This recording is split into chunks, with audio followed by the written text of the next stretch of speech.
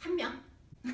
아 너무 많아가지고 너무 많아가지고 진짜 너무 많아. 그러니까 우리의 그게 굉장히 장점이기도 한 것 같아. 예를 들어서 교수님 누가 이렇게 질문을 하면 정말 머릿속에 그쵸. 애들이 쫙 이름까지 파노라마까지 쫙. 그건 진짜 우리 장점인 것 같고 저는 일단 한 친구를 소개해드리고 싶은데 네. 이 친구는 사실은 피아노를 배우고 싶다고 그래요. 그런데 피아노를 가르쳐 주려고 하면 그 답답함 있잖아요. 연주하고 막 그 연습하고 막 이런 답답함을 좀 못 이겨하는 친구여서 저하고 이제 활동을 많이 했는데 설명을 해주면 이론적인 거를 굉장히 재미있어하더라고요. 그래서 이 친구는 수학적인, 과학적인 그런 이제 능력이 있구나 이렇게 이제 평가가 되기는 했지만 본인이 어쨌든 피아노를 연주하고 싶어했기 때문에 손가락 힘을 길러주는 훈련을 시키느라고 우리 이제 어렸을 때 많이 하던 하몽 있잖아요. 그걸 시켰어요. 그래서 이거를 이렇게 가르쳐 줬거든요. 정말 재미없었어요. 네. 근데 이거는 정말 이제 무한 반복으로 이제 해서 손가락 힘을 기르는 훈련인데 이 친구는 제가 이걸 가르쳐 줬더니 물론 이 친구는 그 전에 조성에 대한 공부를 했기 때문이긴 하지만 이걸 가르쳐 주니까 딱 바로 이렇게 변형을 시키는 거예요.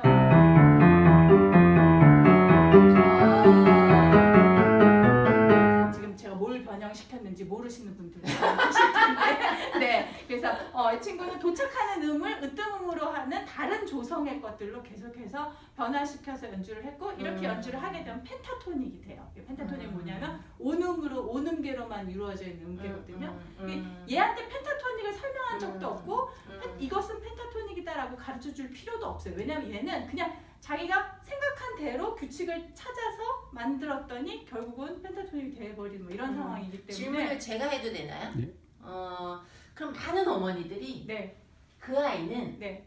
특별해서 네. 내 아이는 안 되고 사실은 굉장히 많이 들어온 말이거든요. 네. 그 아이는 특별하니까 아니면 그 아이는 음악적 재능이 있으니까 그랬겠지. 우리 아이는 아니야. 우리 아이는 공부해야 돼. 이렇게 제일 많이 물어보시거든요. 교수님은 어떻게 대답하세요 그러면? 예를 들면 지금 이 친구를 예로 들었으니까 이 친구한테 제가 만약에 얘가 말하는 대로 맞춰주지 않았다면 이런 걸 하지 않았을 것 같아요. 그러니까 수업하는 내내 이게 뭐 첫날 일어났던 일이 아니고요. 한 6개월 정도 지났을 때 일어난 일인데 뭘 하나 가르쳐주면 그 다음에 궁금한 게 무지 많은 친구예요. 그러면 그건 왜 그래요? 그 다음엔 어떻게 해요? 그걸 배워서 뭐 했어요? 뭐 이런 질문을 굉장히 많이 하고 그럴 때마다 제가 성심성의껏 대답을 해줬고 그게 굉장히 큰 차이죠. 네, 그리고 피아노를 연주하겠다고 하면 예를 들면 너는 무슨 노래가 좋은데 뭘 배우고 싶은데 여기서부터 출발을 했는데 이 친구가 신기하게도 독도는 우리 땅이 좋다는 거예요. 근데 이게 문제는 뭐냐면 이 음악을 배울 때 제일 처음에 장조를 배우고 그 다음에 단조를 배우잖아요. 그러니까 저는 산토끼, 송아지 이거 먼저 해야 그 다음에 독도는 우리 땅을 할 수 있는데 독도는 우리 땅은 단조인데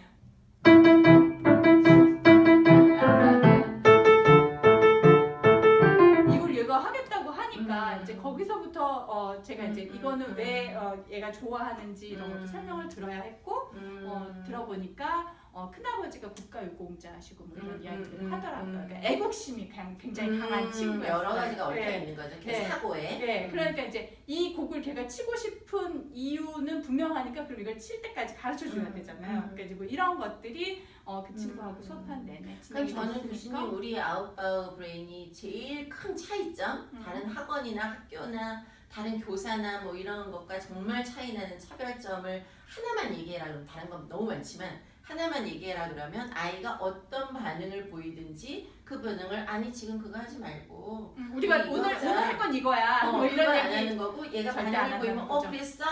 잡고 가고 또 반응 보이면 또 잡고 가고 이걸 할 수 있는 애들이 많지 않다는 거지. 근데 우리는 그걸 할 수 있다는 거지. 그게 그러니까 탄력적으로 이제 탄력적으로 아이가 원하는 거를 맞춰주려면 우리 뒤에 할 수 있는 것들이 무궁무진하게 있어야 가능하잖아요. 근데 이 부분이 사실은 엄마가 아이를 키울 때 이미 경험한 거예요. 그치.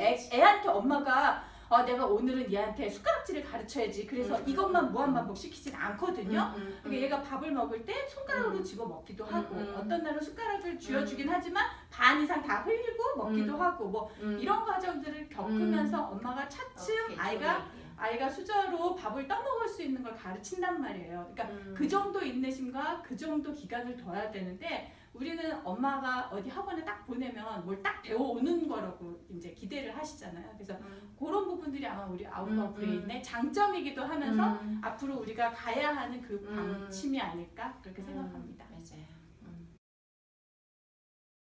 우선 저는 주로 이제 교사가 되겠다는 혹은 아이들을 상대로 무엇인가 하겠다는 학생들을 가르쳤죠. 무엇이 제일 불만이었습니까? 물어보면 모든 사람들을 가르칠 때 모든 학생들에게 어쨌든 표준을 가르쳐야 된다는 게 제 마음이 굉장히 괴로웠어요. 사실은 그리고 그 과정에서 제가 느낀 거 아까 교수님 말씀하신 데서도 잠깐 배워 나왔지만 정말 A뿔 받고 공부 잘하는 학생들이 배우는 것과 어렸을 때 것들을 끄집어낼 수 있는 학생들과는 굉장히 차이가 있는데 어쨌든 나는 학교에 있기 때문에 시험 잘 보는 학생한테 A뿔을 줄 수밖에 없는 그 구조도 굉장히 마음에 안 들었고 그래서 한 5년, 10년 이렇게 하니까 이거 이렇게 반복되는 것으로는 세상을 바꿀 수 없다는 생각이 이제 나오게 된 거죠. 교수님은? 저는 열심히 하면 다 된다고 생각하는 게 제일 안타까웠어요. 그러니까 막 밤잠 줄이고 뭐 막 진짜 열심히 요즘 학생들 정말 열심히 살거든요.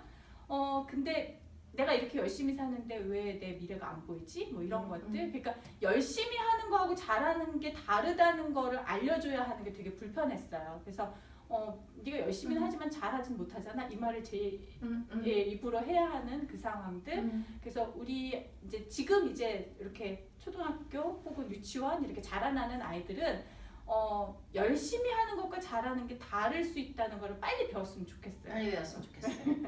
빨리 알았으면 좋겠어요. 맞아요. 제가 이제 우리 아이를 유치원에 처음 보냈는데 유치원에 이제 딱 애를 손을 잡고 이제 들어가면 일단 그 자기 옷을 벗어서 걸고 뭐 신발장에 신발을 넣고 뭐 이런 과정은 이제 우리랑 똑같아요. 근데 그 문을 들어서고 나면 아이는 무조건 장난감으로 달려가요. 그래서 그 중에 그날의 마음에 드는 장난감이 있는 거예요. 근데 모든 아이가 고르는 장난감이 다 다르잖아요. 근데 재료는 다르지만 선생님이 오늘 가르치고자 하는 목표는 그 아이가 선택한 그 교구를 가지고 가르쳐 주시더라고요. 그게 제가 굉장히 놀랬거든요. 우리나라는 이렇게 정해져 있죠. 오늘은 음률 영역, 오늘은 무슨 수학 영역 이렇게 해서 이제 그 교구를 가지고 똑같은 도구로 똑같은 활동을 하는 그런 커리큘럼이 짜여져 있다면 독일에서는 그게 아이가 어려서 그 장난감 하나를 고를 때도 그냥 그게 무슨 목표가 있거나 이걸 가지고 내가 무슨 놀이를 해야 되겠다거나 그게 아니라 그냥 꽂히는 거거든요. 근데 그렇게 한번 마음에 들고 꽂히고 이런 것들을 귀히 여겨주는 그 분위기가 저는 굉장히 좋았고 우리 아웃바우 브레인에서 그렇게 여러 가지 재료를 제시하고 또 여기서 공부하고자 하는 것들도 이렇게 활동하고자 하는 것들도 그런 것들이 녹아서 생겨난 것 같아요. 세 가지 정도 얘기할 수 있을 것 같은데 첫 번째는 요즘 아이들의 지능 점수에 대해서 이해해야 된다는 게 첫 번째고 두 번째는 지능은 점수가 중요한 게 아니고 영역별 특성이 중요하다는 거고 세 번째는 반드시 지능과 성격과 심리적인 부분을 같이 해석해야 된다는 부분을 말씀드리고 싶은데요. 예를 들어서 아웃바우 브레인을 처음 시작하는 데가 저희가 분당이에요. 제가 용인, 죽전, 분당의 아이들을 거의 한 500명 정도 검사한 것 같은데요. 그리고 나서 통계를 내봤어요. 그랬더니 전국을 대상으로 한 이 표준화된 지능 지수가 있거든요. 그거보다 위에요. 그러면 용인, 죽전, 분당의 아이들이 똑똑해 이렇게 간단하게 하는 게 아니고 여기는 이 아이들이 경험해야 될 것을 학교에서 경험하는 것 이상으로 무엇인가 차별화된 것을 제공해야 될 필요성이 이미 아이들한테서 나타났다는 게 첫 번째고요. 두 번째는 지능지수는 그냥 우리가 너희 아이 130이야, 내 아이는 140이야 뭐 이렇게 얘기하는 건 의미가 전혀 없고요. 그 안에 언어 이해 지능, 지각 추론 지능, 기억 지능, 처리 속도 지능 이렇게 다 영역이 나눠져 있어요. 그런 것들 하나하나를 내 아이의 특성, 일상생활과 연결시켜서 해석하는 게 굉장히 중요하고요. 거기에 따라서 프로그램이 달라져야죠. 내 아이는 다른데 표준화된 쪽으로 너무 빨리 초등학교에 들어갔다 그래서 막 표준화된 쪽으로 달려가시면 큰일 나요. 내 아이의 잠재력과 가능성이 다 없어져 버려요.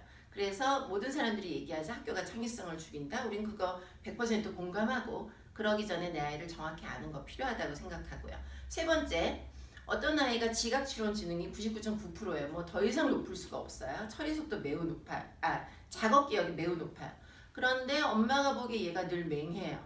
맹하다는 표현을 해서 죄송하지만 그래서 심리적인 부분을 봤더니 초등학교 2학년인데 벌써 무기력증에 빠졌고 자존감 무지 낮고 그러면 이 아이는 프로그램을 막 달려가게 시키는 게 아니고 여기 보약부터 만져주셔야 되거든요. 마음도 만져주셔야 되고 너 잘할 수 있는 게 있어. 그래서 자존감 높여주시고 무기력이라는 요소도 굉장히 많이 만져주셔야 돼요.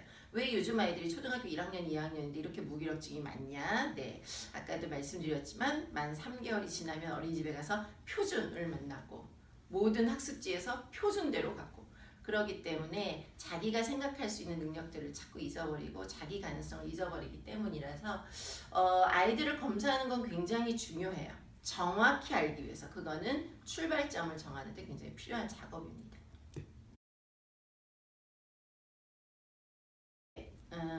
창의적이다. 제일 어머니들이나 일반인들이 제일 많이 오해하는 거. 창의적이다. 이퀄 재밌는 생각을 한다.